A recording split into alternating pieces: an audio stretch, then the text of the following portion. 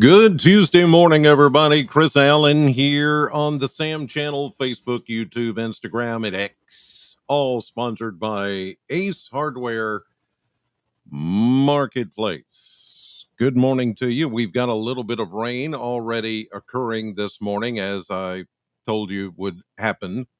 And there it is on the radar screen this morning. It's nothing too heavy. In fact, I've seen only a couple of lightning strikes, maybe a rumble of thunder further east.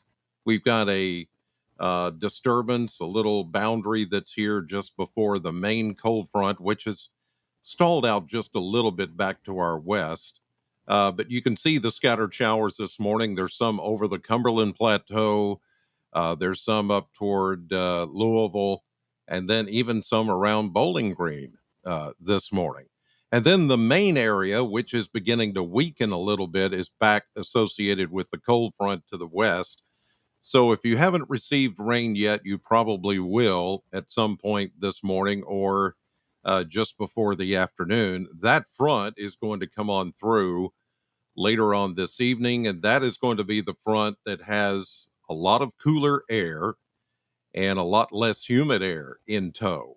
And it's really going to feel nice. In fact, today is going to be a good, well, 10 degrees cooler than yesterday, maybe even more than that.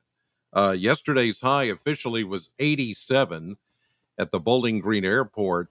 85 is where we should be on average. So we were just 2 degrees warmer than average yesterday. But the next few days and through the weekend, even into the beginning of next week, is just going to feel just real extra nice. And really, today is the only chance of rain that we have in the forecast ongoing here into the rest of the week and into the weekend.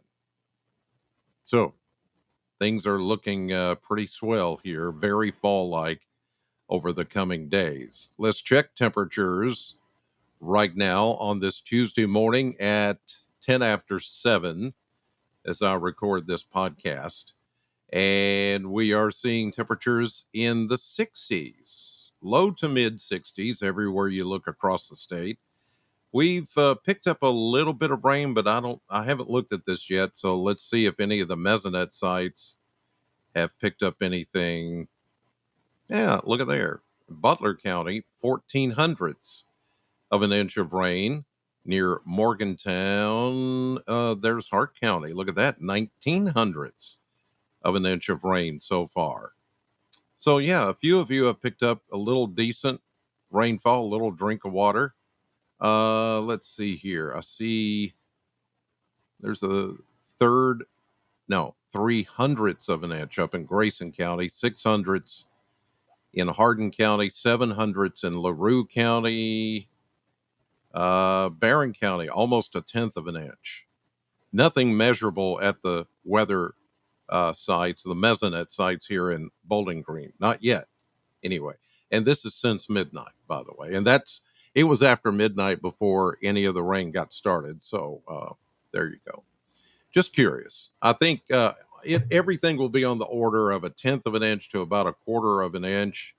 There could be some places that maybe pick up a little bit more than that today, but I don't think it's going to be much more than that as far as rainfall amounts.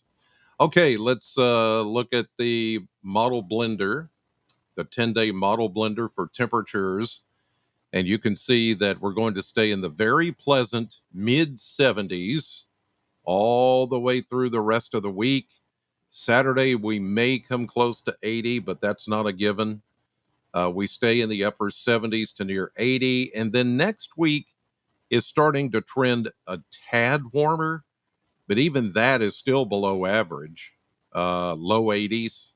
And look at those lows once we get into Wednesday night, Thursday, Friday night, low 50s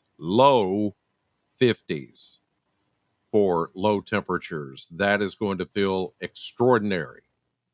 So that's some free AC there where you can shut off your air conditioner and just open the windows and take it all in. And we're in that time of the year when That's going to become more prevalent. And I want to show you that here on the model map, which clearly depicts the showers that are coming in this morning and the associated cold front, which is still, as you saw, kind of stalled back here to the west, but it's going to pick up some momentum and move on in. But this is also the time of the year when I'm going to start showing you some of these lines, these heights and stuff in the atmosphere. If you'll recall back in the wintertime, you would look at these lines here, these lines. Let me change the color here back to so you can see what I'm doing. And this and this right here and this right here. Okay, they're all red. Okay. But if you'll recall back when we had a colder season back around the first of the year and up through spring, some of these would be blue. Well, this is that 540, the heights in the atmosphere where you have warm air layer and cold air layer.